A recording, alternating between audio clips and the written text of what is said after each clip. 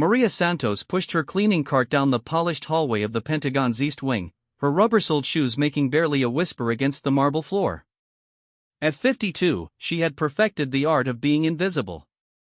Government officials, military officers, and high-ranking civilians walked past her every day as if she were part of the building's architecture, present but unnoticed, essential but unremarkable. She preferred it that way. For the past 8 years, Maria had arrived at 4:30 a.m. sharp, long before most of the building's occupants began their day. She would methodically clean offices, empty trash bins, and polish surfaces while listening to the early morning briefings that echoed through the ventilation systems. Her English, though heavily accented from her childhood in El Salvador, was perfect, a fact she rarely revealed to anyone. On this particular Tuesday morning in March, Maria noticed something different. The usual chatter in the corridors had an edge of tension. Groups of officers huddled together in urgent whispers, their faces etched with concern. She had seen this look before, during her previous life, a life she had buried so deeply that sometimes she almost forgot it herself. As she cleaned the conference room on the third floor, Maria overheard fragments of a heated discussion through the partially open door. "The situation in Afghanistan is deteriorating faster than anticipated," a gruff voice was saying. "We've lost contact with Bravo team, and intelligence suggests they've been compromised." Maria's hands stilled on the glass table she was wiping. Bravo team. The name sent a chill down her spine, though she forced herself to continue working. Through the crack in the door, she could see Admiral Richardson, a man whose reputation preceded him throughout the building. He was known for his no-nonsense approach and his intolerance for failure. "We need extraction protocols implemented immediately," another voice added. "These men have families waiting for them." The conversation continued for another 20 minutes, with Maria absorbing every detail while methodically cleaning around the room's perimeter. She learned that a 6-man Navy SEAL team had gone silent during a reconnaissance mission in the Hindu Kush Mountains. Their last communication had been a brief, coded message that suggested they were under enemy observation. When the officers finally left the room, Maria stood alone, her reflection staring back at her from the polished conference table. For a moment, the carefully constructed facade of the quiet janitor cracked, revealing something harder underneath. She recognized the tactical terminology they had used, understood the gravity of the situation in ways that would surprise anyone who knew her only as the woman who emptied their wastebaskets. The rest of her shift passed in a blur. Maria found herself paying closer attention to conversations, picking up additional pieces of information as she moved through the building. The missing team had been part of a joint operation with Afghan forces. Their mission was to gather intelligence on a high-value target believed to be coordinating attacks against coalition forces. Now, not only were 6 American servicemen missing, but sensitive operational details were potentially in enemy hands. As Maria prepared to leave that evening, she noticed unusual activity in the communications center. Extra personnel had been brought in, and the parking lot was fuller than usual for the late hour. Through a window, she could see banks of monitors displaying satellite imagery and communication intercepts. The rescue operation was already underway, but, from the tense body language of everyone involved, things weren't going well. Walking to her beat-up Honda Civic in the employee parking section, Maria felt the weight of memories she had spent years trying to suppress. Her small apartment in Arlington was a stark contrast to the high-security environment she had just left. The space was modest but clean, decorated with family photos and a few keepsakes from her homeland. But, hidden in a locked drawer in her bedroom was something that told a very different story about Maria Santos. That night, she sat at her kitchen table with a cup of coffee, staring out at the city lights. The news was already reporting on increased military activity in Afghanistan, though the specific details remained classified. Maria knew that families across America were probably feeling the same knot of anxiety in their stomachs that she felt now, waiting for news about their loved ones. She thought about her own family, her daughter Sophia, now a sophomore at Georgetown University, studying international relations. Sophia knew almost nothing about her mother's past, believing the carefully crafted story about Maria's early years working in hotels and office buildings. It was easier that way, safer for everyone involved. But, as Maria prepared for bed, she couldn't shake the feeling that her two worlds, the one she had left behind and the one she had built as a janitor, were about to collide. The coded phrases she had heard in the conference room, the urgency in the officers' voices, and the sophisticated nature of the operation all pointed to something that required expertise beyond what any standard rescue mission could provide. The next morning arrived with unseasonable warmth for March in Washington. Maria followed her usual routine, but, as she entered the Pentagon security checkpoint, she noticed the increased scrutiny. Additional guards were posted at key locations, and the metal detectors seemed to be taking longer with each person passing through. Her supervisor, Janet McKinney, greeted her with unusual seriousness. Janet, a no-nonsense woman in her 60s who had been managing cleaning staff for over 2 decades, rarely showed emotion. But, today, her usually composed demeanor seemed strained. "Maria, I need you to focus on the upper floors today," Janet said, handing her a revised cleaning schedule. "There's a lot of activity up there, and they want everything spotless. Some VIPs are coming in for emergency meetings." As Maria made her way to the elevators, she passed groups of personnel she didn't recognize, men and women in civilian clothes who carried themselves with the unmistakable bearing of military operators. Their presence confirmed what she suspected: the situation with the missing SEAL team had escalated to the highest levels of command. The upper floors buzzed with activity that was carefully controlled but intense. Maria moved through her assigned areas with practiced efficiency, but her trained ear caught fragments of conversations that painted an increasingly grim picture. The missing team wasn't just lost, they were trapped in hostile territory with enemy forces closing in on their position. In the secure communications room, where she was rarely allowed to clean during active operations, Maria was surprised to find herself summoned to address an urgent spill. A coffee cup had been knocked over during the tension of the morning briefings, and the standard protocol required immediate cleanup to prevent damage to sensitive equipment. As she worked on her hands and knees, carefully cleaning around banks of sophisticated communication gear, Maria heard something that made her blood run cold. A voice speaking in accented English was coming through one of the radio channels, not an American voice, but someone claiming to have captured American soldiers. The transmission was brief and full of static, but the implications were clear.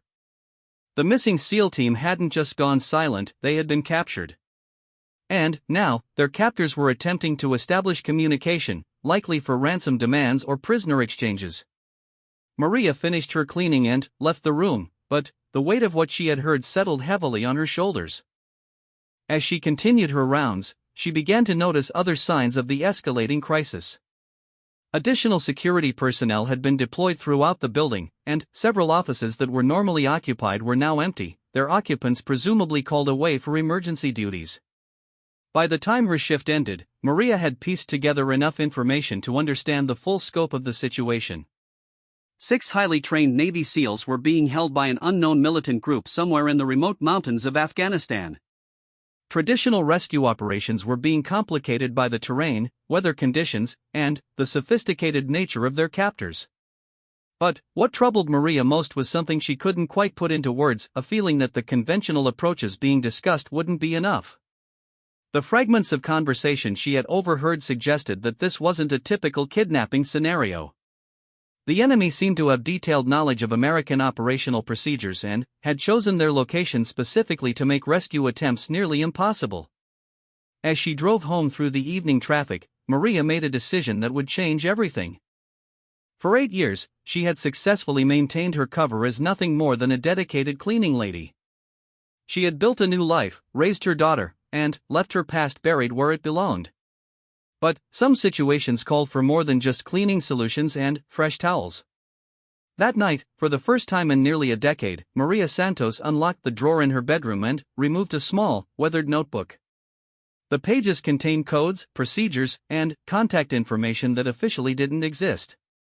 She had hoped never to need these resources again, but, as she stared at the handwritten entries, she realized that 6 American servicemen might depend on knowledge that only someone with her background could provide. The question now was whether a janitor could find a way to help without revealing secrets that were supposed to stay buried forever.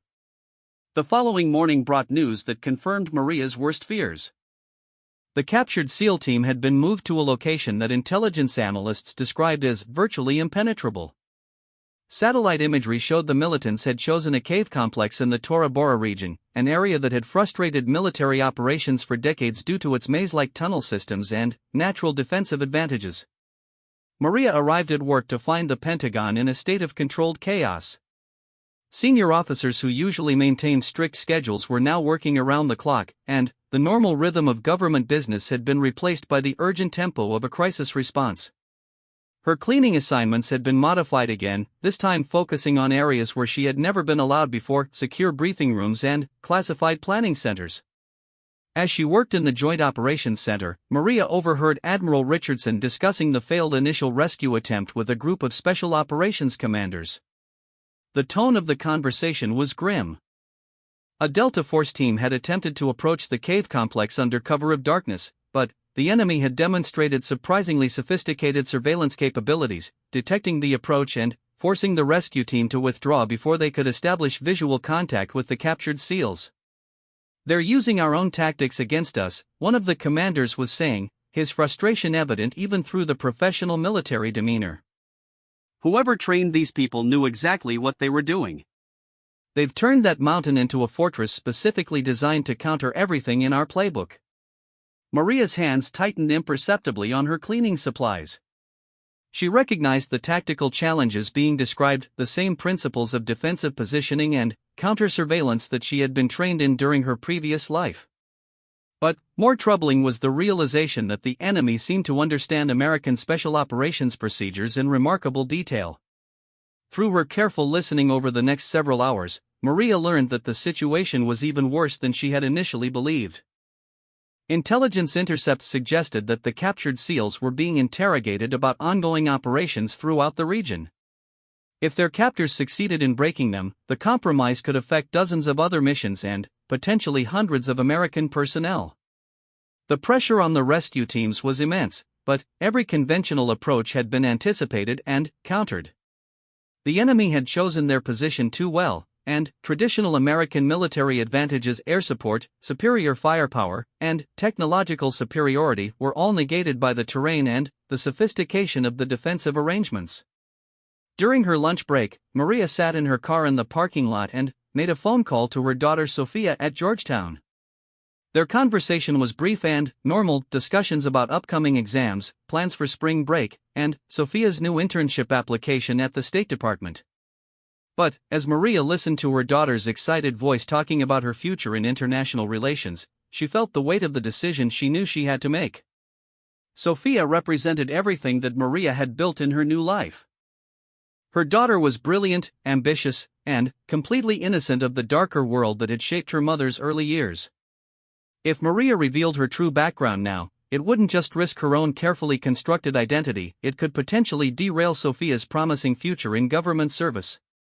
But 6 American servicemen were running out of time, and Maria possessed knowledge that could make the difference between their rescue and their death. The codes in her hidden notebook weren't just theoretical, they represented years of training in exactly the type of asymmetric warfare being employed against the rescue teams. That afternoon, as Maria cleaned the offices of senior Pentagon officials, she began to formulate a plan. It would require her to break cover in a way that could never be undone, but she had identified a narrow window of opportunity. Her years of invisibility in the building had given her access to information and movement patterns that even senior personnel took for granted. She knew which meetings happened when, which security protocols were followed, and, most importantly, which key decision-makers would be where at specific times.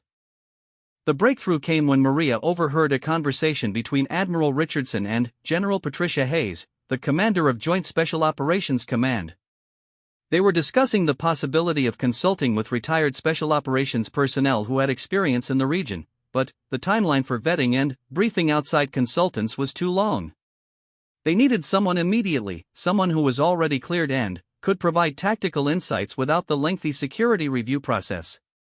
"What we need," General Hayes was saying, "is someone who understands how these people think, who can anticipate their next move before they make it."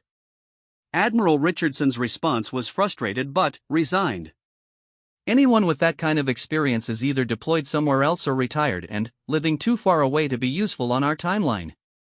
"We're on our own with this one." Maria finished cleaning the office and moved on to her next assignment, but the conversation had crystallized her thinking. She wasn't deployed somewhere else, and she wasn't living too far away. In fact, she was right there in the building every single day, invisible and available. The only question was how to reveal her capabilities without compromising the life she had built. Her opportunity came sooner than expected. As she was cleaning near the secure communications center that evening, an urgent message came through from the field. The captured SEALs had managed to get a brief communication out through a hidden emergency transmitter, but the message was heavily coded and partially corrupted by interference. The intelligence analysts were struggling to decode the transmission, and valuable time was being lost while they worked through the complex cipher. Maria found herself alone in the corridor outside the communications room, close enough to hear the frustration in the voices of the analysts. They were dealing with a code that combined standard military encryption with what appeared to be improvised elements, exactly the type of field-expedient communication method that special operations teams used when their standard equipment was compromised. For nearly an hour, Maria listened to the team of analysts struggle with the message. She could hear them discussing different approaches, trying various decryption algorithms, and calling in additional specialists. But the code they were dealing with was one that Maria recognized, a system she had helped develop years earlier for use in exactly these types of situations. Finally, as the evening shift change approached and the building began to empty, Maria made her decision. She knocked on the door of the communications center and was admitted by a harried-looking sergeant who assumed she was there for routine cleaning. "Excuse me," Maria said quietly, her accent suddenly less pronounced than usual. "I couldn't help overhearing your difficulties with the coded message. I believe I might be able to assist." The sergeant looked at her with surprise and not a little skepticism. "Ma'am, this is classified material." "I'm sure you mean well, but the message uses a Vigenère cipher with a rotating key based on tactical call signs," Maria interrupted, her voice now carrying an authority that made the young soldier pause. "The corruption you're seeing isn't random interference, it's deliberate. They're using a fragmentation protocol to prevent the message from being decoded if partially intercepted." The conversation in the room stopped.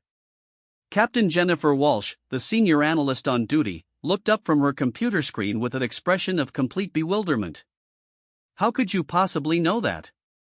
Maria stood straighter, feeling years of practiced invisibility fall away like a discarded costume.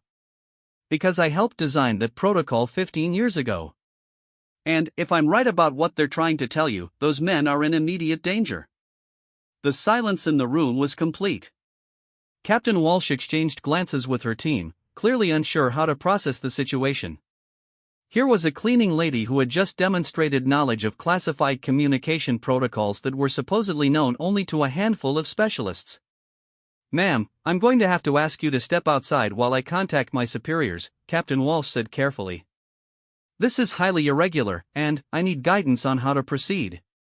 Maria nodded. "I understand. But while you're making your calls, you should know that the message fragment you've decoded, Charlie Oscar 7, isn't a location reference. It's a countdown. They have 7 hours before their position becomes untenable." As Maria stepped back into the corridor, she heard the sudden burst of activity behind the closed door. Her revelation had given the analysts a new framework for interpreting the message, but it had also created a security situation that would require immediate escalation to the highest levels of command. Within 30 minutes, Maria found herself sitting in a secure conference room under the watchful eyes of military police. She wasn't under arrest, but she wasn't free to leave either. The questions would come soon, questions about her background, her knowledge, and, most importantly, her intentions. After 8 years of carefully maintained anonymity, Maria Santos was about to become the focus of intense scrutiny from people who were very good at uncovering secrets. But, as she sat waiting for the inevitable interrogation, Maria felt a sense of relief that surprised her. For years, she had carried the weight of her hidden past, always wondering if her skills and experience might one day be needed again. That day had arrived, and, despite the personal cost, she was ready to do whatever was necessary to bring 6 American servicemen home safely. The door to the conference room opened, and Admiral Richardson entered, followed by 2 men in civilian clothes who carried themselves with the unmistakable bearing of intelligence officers. The expression on Admiral Richardson's face was unreadable, but Maria could sense the controlled tension in his posture. "Miss Santos," Admiral Richardson said, taking a seat across from her. "It seems we need to have a very serious conversation." Admiral Richardson's penetrating gaze never wavered as he opened a thick folder and placed it on the table between them. "Maria Elena Santos Rodriguez," he began, reading from documents that Maria had hoped would never see the light of day again. "Born in San Salvador, El Salvador, in 1971. Immigrated to the United States with your family in 1983. Graduated summa cum laude from the University of Texas with degrees in linguistics and computer science. Recruited by the Central Intelligence Agency in 1995. Maria remained silent, her hands folded calmly in her lap despite the turmoil she felt inside. After 8 years of carefully constructed anonymity, the truth was finally emerging, and there was no going back. Specialist in unconventional warfare, deep cover operations, and cryptographic systems, Admiral Richardson continued.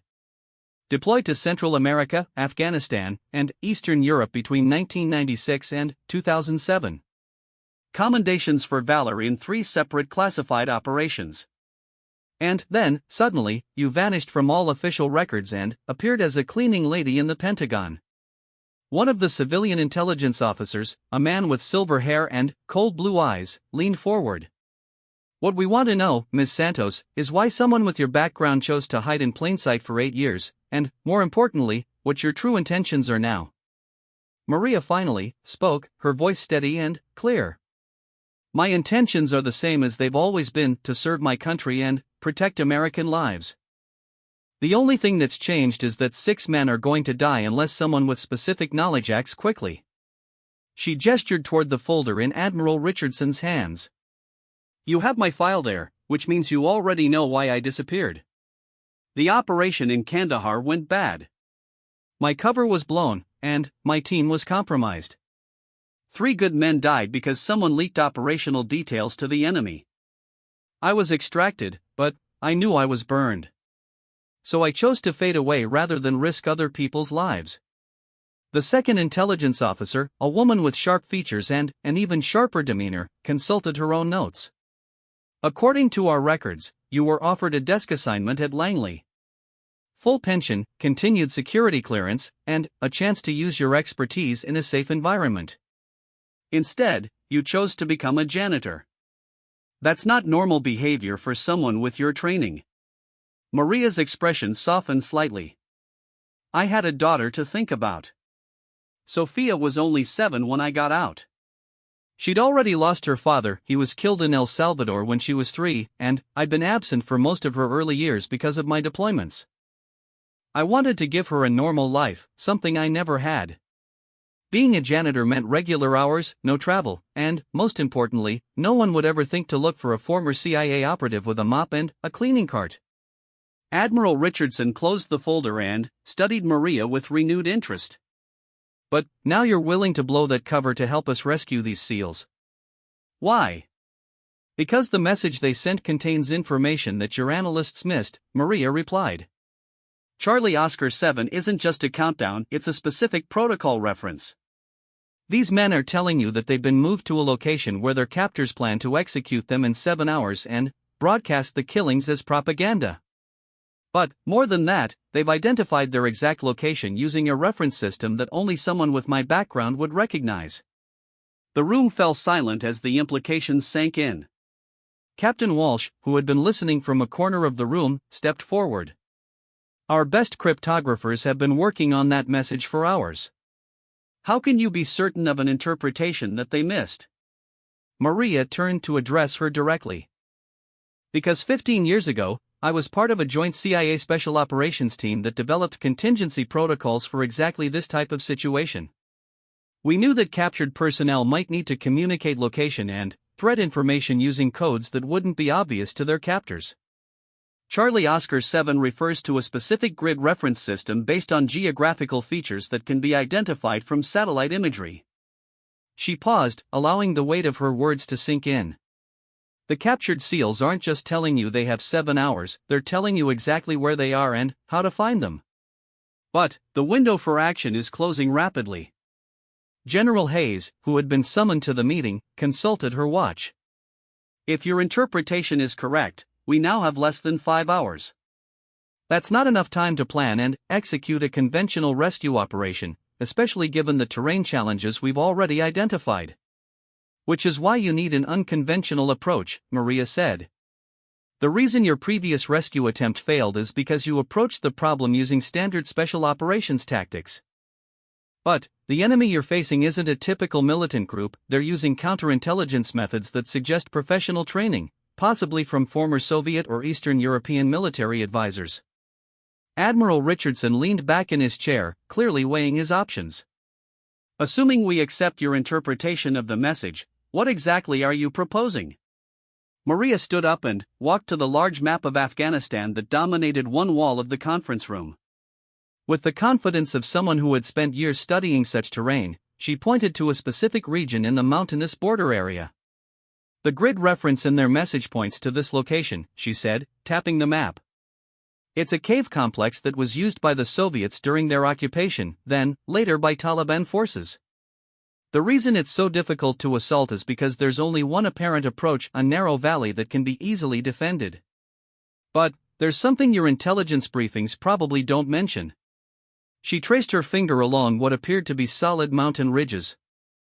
During my time in this region, I learned about an alternative route, a series of natural passages and artificial tunnels that were created by local resistance fighters. The entrances are hidden and weren't included in Soviet military maps, which means they're probably not known to the current occupants either. Captain Walsh studied the map with intense concentration. How can you be certain these passages still exist? That was decades ago. Because I used them, Maria replied simply. In 2006, during Operation Mountain Thunder, my team was extracted through these same tunnels when our primary escape route was compromised. The passages are narrow and dangerous, but they provide access to the cave complex from an unexpected direction. General Hayes moved closer to the map. Even if these tunnels exist, we'd need someone who knows the route to guide a rescue team. Our personnel files don't show anyone currently available with that specific knowledge. The implication hung in the air like a challenge. Maria had revealed her past, decoded the critical message, and identified a potential solution, but implementing that solution would require her to return to a world she had left behind forever. You're asking me to go back in, Maria said quietly. After 8 years of hiding, you want me to return to active operations. Admiral Richardson's expression was grim but determined. 6 American servicemen are going to die unless we act immediately. You have knowledge that could save their lives, but that knowledge is only useful if you're there to apply it. I won't lie to you, this mission will be extremely dangerous, and there's no guarantee that any of us will come back alive. But you're the only person available who has the specific skills and knowledge we need. Maria thought about Sophia, studying for her international relations exams at Georgetown, completely unaware that her mother's past was about to collide with her future in the most dramatic way possible. She thought about the quiet life she had built, the anonymity that had protected them both, and the promise she had made to herself to never again put her daughter at risk. But she also thought about 6 American servicemen who were counting down their final hours in a cave on the other side of the world, men who had volunteered to serve their country just as she had once done. If I do this, Maria said finally, I'll need certain guarantees about my daughter's security and her future. Whatever happens to me, she needs to be protected from any fallout. Done, Admiral Richardson replied without hesitation. Full security detail for Sophia, continued financial support for her education, and, if necessary, new identities for both of you after the operation. Maria nodded slowly.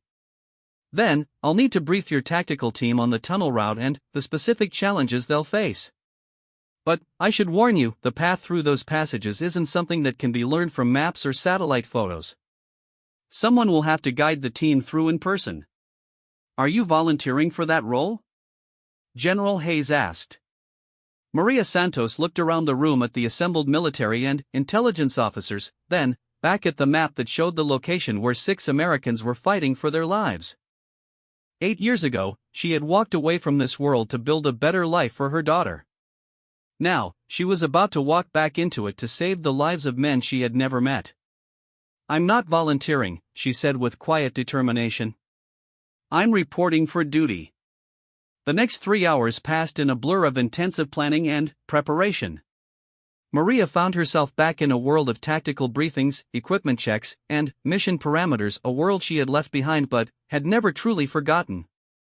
As she worked with the rescue team to plan their approach through the hidden tunnels, she felt the familiar surge of adrenaline and focus that had once defined her life. But, in quiet moments between briefings, her thoughts kept returning to Sophia, and to the phone call she would have to make to explain why her mother wouldn't be coming home as planned. The transport aircraft hummed steadily through the night sky over Afghanistan, carrying Maria and 12 elite special operations personnel toward their destination.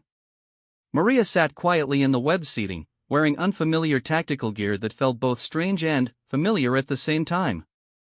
It had been 8 years since she had prepared for a mission like this, but her body remembered the pre-deployment rituals, checking equipment, reviewing contingency plans, and managing the controlled tension that preceded dangerous operations. Across from her sat Master Sergeant Jake Morrison, the team leader who would be responsible for executing the rescue once they reached the cave complex. Morrison was a veteran of dozens of special operations missions, but he had listened to Maria's briefings with the respect due to someone whose intelligence might determine whether his men came home alive. "Tell me again about the passage through the third tunnel junction," Morrison said, consulting his notes by the dim red lighting of the aircraft. "My biggest concern is that we'll get lost in there and end up trapped underground while the clock runs out." Maria pulled out a hand-drawn map she had created during their planning session, showing the intricate network of natural caves and artificial tunnels that would provide their route into the enemy stronghold. "The third junction has 4 possible passages, but only one continues toward the main cave system. The others are dead ends that the resistance fighters used as storage areas. The correct passage is marked by a specific carving in the rock face, a symbol that looks like intertwined crescents." She traced the route with her finger. "Once you're through that junction, you'll have approximately 800 meters of narrow passage before you reach the observation point where you can assess the target area. The passage opens into a natural chamber about 30 feet above the main cave floor, which should give you tactical advantage for the rescue." Morrison studied the map carefully. "And you're certain this route will get us past their perimeter security?" "As certain as I can be," Maria replied. "When I used this route in 2006, the natural camouflage of the entrances and the acoustic properties of the rock formations made detection nearly impossible. But you have to understand, once we enter those tunnels, there's no backup plan. If something goes wrong, we'll be completely on our own." The team's communications specialist, Sergeant Lisa Park, looked up from her equipment checks. "What about extraction? Even if we successfully rescue the hostages, we still have to get 7 people back through those same tunnels." Maria had been dreading this question, because it highlighted the aspect of the mission that made it nearly suicidal. "The return trip will be the most dangerous part of the operation. Once the rescue is executed, the enemy will know that someone penetrated their security. They'll be searching for escape routes, and they'll have reinforcements arriving. We'll have maybe 90 minutes before they discover the tunnel entrance." The pilot's voice came through the intercom, announcing their approach to the drop zone. Maria felt the familiar tightness in her stomach that always preceded insertion into hostile territory. In 12 minutes, she would be parachuting into Afghanistan for the first time in 8 years, leaving behind the safety and anonymity she had worked so hard to build. As the team made final preparations for the jump, Maria found herself thinking about the conversation she had had with Sophia just hours before departure. She had called her daughter from a secure phone at the Pentagon, knowing it might be the last time they would ever speak. "Mom, you sound different," Sophia had said with the perceptive intelligence that made Maria so proud. "Is everything okay?" Maria had struggled to find words that would convey the truth without revealing details that could put Sophia at risk. "I need to travel unexpectedly for work," she had finally said. "It might be a few days before I can call again. I want you to know how proud I am of you, and how much I love you." There had been a pause on the line before Sophia responded. "Mom, you're scaring me. This doesn't sound like a normal work trip." "Sometimes life asks us to do difficult things," Maria had said, fighting to keep her voice steady. Just remember that everything I do is because I love you and believe in the future you're building for yourself." Now, as the aircraft began its descent toward the drop zone, Maria forced herself to focus on the mission ahead. 6 American servicemen were depending on her knowledge and experience. Their families were waiting for news, just as Sophia would be waiting for her mother to come home safely. The jump proceeded flawlessly, with the team landing in a remote valley approximately 15 kilometers from the target location. Maria felt the rush of familiarity as her boots hit the rocky ground and her parachute collapsed in the pre-dawn darkness. Despite 8 years away from operational activity, her body remembered the immediate post-landing routine: secure the parachute, check for injuries, establish communication with the team, and begin movement toward the objective. The approach to the tunnel entrance took 4 hours of careful movement through terrain that was both beautiful and deadly. The Hindu Kush mountains rose around them like ancient sentinels, their peaks touched with snow that gleamed in the early morning sunlight. But Maria knew that this rugged landscape had been the graveyard of armies and the scene of countless battles throughout history. As they neared the hidden entrance to the tunnel system, Maria felt a surge of relief when she located the carefully concealed opening exactly where her memory had placed it. The entrance was little more than a crack in the rock face, invisible unless you knew exactly where to look. "This is it," she whispered to Morrison as they crouched beside the opening. "Once we go in, we're committed. The tunnels are too narrow for rapid movement, and some sections require crawling. If we encounter resistance inside, we'll have very limited maneuvering room." Morrison checked his watch. "According to the timeline from the coded message, we have approximately 90 minutes before the deadline. That should give us enough time to reach the observation point and assess the situation." The journey through the tunnels was everything Maria had warned it would be: claustrophobic, disorienting, and physically demanding. The team moved in single file, with Maria leading the way through passages that were sometimes tall enough to walk upright and sometimes so narrow that they had to crawl on their bellies through gaps in the rock. At the third junction, Maria's heart pounded as she searched for the carved symbol that would indicate the correct passage. For a terrifying moment, she couldn't find the marking, and the possibility that 8 years of erosion might have obliterated the crucial landmark sent a chill through her. Then, her flashlight beam caught the faint outline of the intertwined crescents, barely visible but still recognizable. "Found it," she whispered, pointing toward the correct passage. The final approach to the observation chamber took another 40 minutes, with the team moving carefully to avoid dislodging loose rocks that might alert the enemy to their presence. When they finally reached the natural chamber that overlooked the main cave complex, Maria felt a mixture of relief and dread. Below them, in the main cave, she could see the 6 captured SEALs bound and under guard. But the enemy force was larger than intelligence estimates had suggested: at least 15 armed militants, positioned with the tactical awareness of professional soldiers. Worse, they had set up what appeared to be video equipment, confirming that they intended to broadcast the execution for propaganda purposes.